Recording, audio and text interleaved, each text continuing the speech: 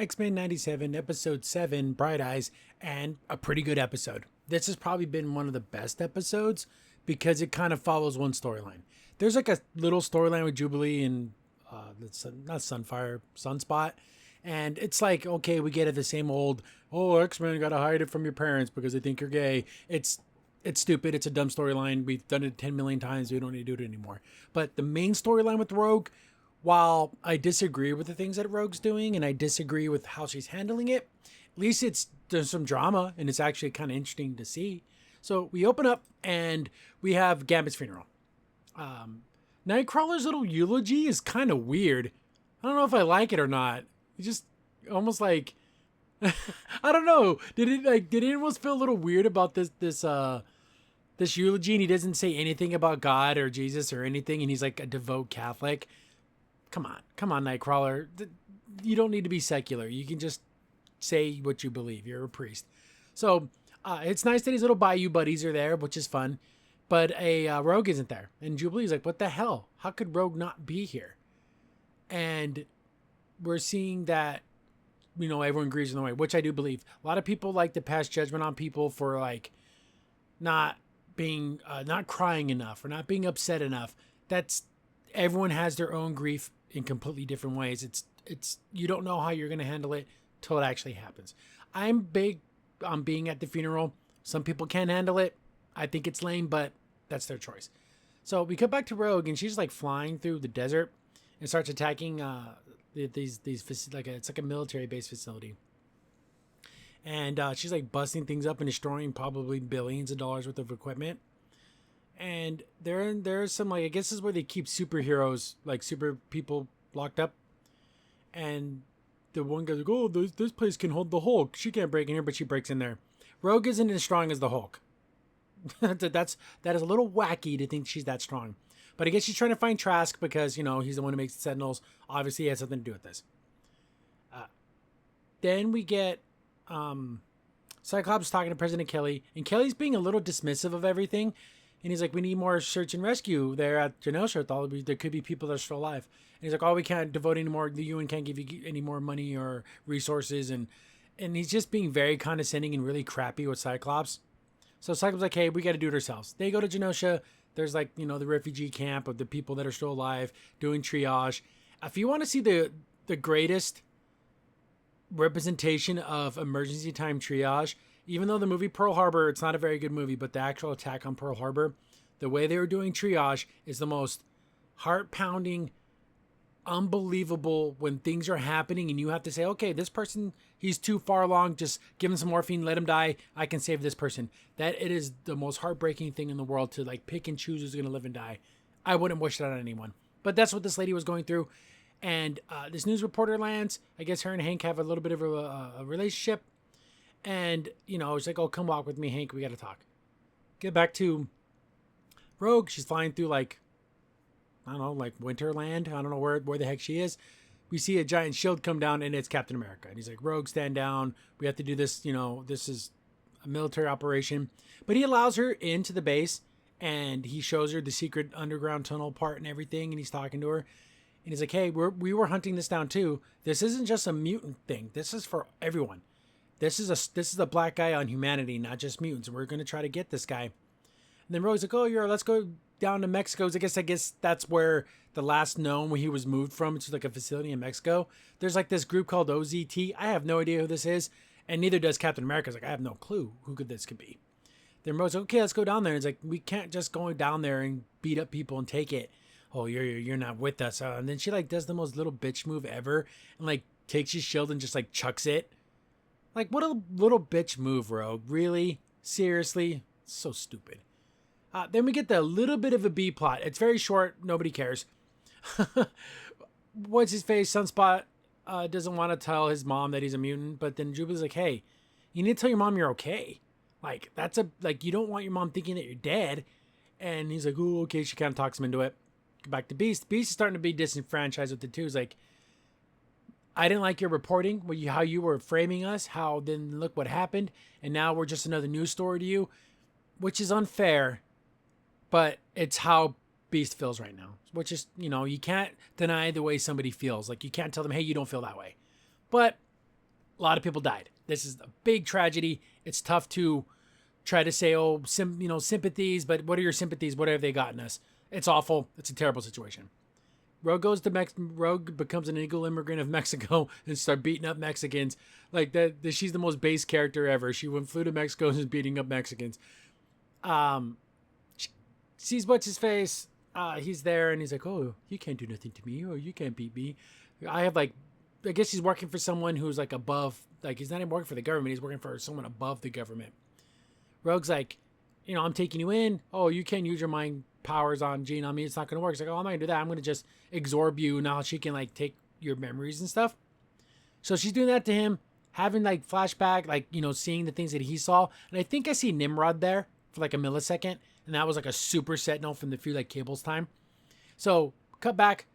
They're in Genosha, Cyclops and Jean. And he's just like, it's like, maybe we should have listened to Magneto this whole time. Jean's having problems because she's trying to use her psychic powers to find people. But I guess when so many people die in such a violent way, there's a lot of psychic impressions. So there's psychic energies from people that are dead. So it's hard for her to sift through all this and try to find people that are still alive. They find a psychic and it's White Queen. And she went into her diamond mode. And that was like her second mutation. So White Queen's still alive. Which is good and bad. They slowly but surely turning White Queen into a good guy. I dislike that very much. She's very much a bad guy. She's a villain. She's done some horrible things. But now she's like a good guy. Now it's kind of stupid. Get back to the stupid storyline. He goes home. He's super mega rich. And the mom's like, oh, I know you're a mutant. Like, I figured it out a long time ago. So like, yeah, that's nice. She's like, but now we have to find a way to hide this. We can't let the shareholders know that I got a mutant son. So it's like, I accept you, but you're not allowed to tell anyone. Again, 10,000 times we've heard this storyline in X-Men stories. We don't need it anymore. Rogue apparently passed out from that touching Garrick. And like, it's weird that showing that what happened there. She just passed out. He got away. X-Men show up. They're like, hey, basically saying, it's sad that you lost, Gambit and everything, but your family, we're here for you. And of course she starts crying and everything. Apparently Magneto died too. I did not know that. Was that conveyed properly, or am I maybe I'm an idiot? I just missed it, but it seemed weird to me. Garrick is like, oh, I like how he was knocked out in bed and he just kept his glasses on. That's so funny. They look like sunglasses, but he's like, they're playing the flying purple people eater, that Little Richard sang that song, but he's like playing it. And then he's like, oh, just as you predicted. And he's like, getting rid of loose ends. And he just like chokes him out. But he doesn't like put a pillow on his head. He does it with his hands, which I think is weird. Wouldn't you normally isn't it with a pillow to smother him? But then he goes away. So Garrick's dead. But they're looking for Trask. So earlier they got a call saying, hey, come to the UN. There's like a drink machine. If you hit a certain button combination, there's like a secret thing under the UN headquarters, which is insane. But they think it's a trap, obviously. But they show up, they go down there, and they see like all these super advanced cybernetics. Like we're talking stuff that's not even possible. Like how can they have such good technology? Trask is up there. He's going to kill himself. He's like, I've done such horrible things. I want to kill myself. Tries to jump. Rogue grabs him. He's like, hey, tell us everything you know. And he's like, I don't know. Mr. Sinister promised me this, and I didn't think he was going to blow up Genosha and all those things. And she's like, do you know anything else? He's like, no, I don't know anything else. And then Rogue just lets him die. Nah, I don't like that. You have Jean, who can fly and just use her psychic powers to pick him up. You have Nightcrawler that can just bamf over there and pick him up. You have Morph that can turn into any variant of flying things and pick him up. It's really stupid how she let that happen. It's almost beyond dumb. I don't like the X-Men to be killers. I don't like it. They kill when they have to. They didn't have to kill him. He stupid. But apparently, I guess this technovirus thingy was in him. So he starts turning into like this super android thing, kicking their butts. He's laying down the law and knocking the hell out of everybody. And they're using their powers to the best ability, but he's like super powerful. He's not quite a Nimrod yet, but he's almost there. This little cool scene where they jump off the building while Cyclops blows up the building that's falling apart and everything. Super cool. Looks great. Great action. That's the thing. The show has really good action. They go to fight him, but like I said, it's not much of a battle. They're getting punked. Cyclops does a full-blown optic blast, like full on him, and he's able to like tank it. Damn, not many people can do something like that. That's hardcore stuff. we see like a grenade go off, and it's Cable. Cable's like, hey, you got to use these special grenades to beat these guys.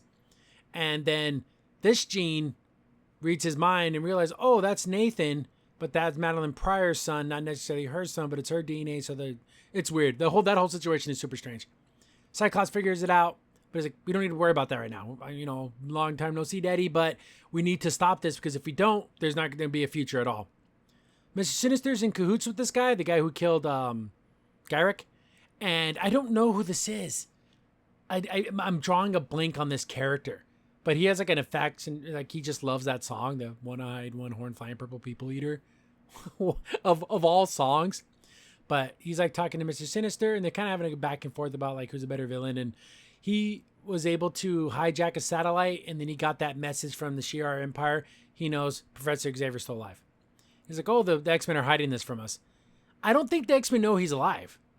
Am I wrong? In the original series, they know he's alive. But in this version, they honestly God think he's dead. Am I incorrect in thinking that? But he's like, oh, I got a secret of my own. He has Magneto all tied up, and he has a collar on him, and so he can't use his powers. They nerfed Magneto so much in this series, but Magneto was a Nazi war camp, death camp survivor. And him to be bound up like this and everything, man, that's got to be awful for the guy. It's just like reliving all of that all over again. But I'm assuming he's going to infect Magneto with something, make him evil again, mind control, make him into one of those things that he made Gyrick into, or Trask into. So, I don't know. Interesting. I want to see where this goes. I'm actually excited to see another episode, something that hasn't happened at all in this series. So, yeah, good for them. That's a really good episode. It moves a little quick. Rogue killing people, not so much on that. I don't really like that. Even like Wolverine agreeing with it. Shut up, Wolverine. And didn't Wolverine's voice sound a little weird? I don't know. Maybe I thought he sounded a little weird to me. But yeah, pretty cool. I want to finish this series up this week if I can. And yeah, move on to something else. But yeah, pretty decent episode. Episode 7. Definitely check it out. Crimson Sin here. Thanks for watching the video. Remember, liking, subscribing, sharing, and commenting on the video really helps out a lot. It gets the video spread around more people get to see the videos, and we get to make more videos for you guys. So thank you, and we appreciate every single one of you guys.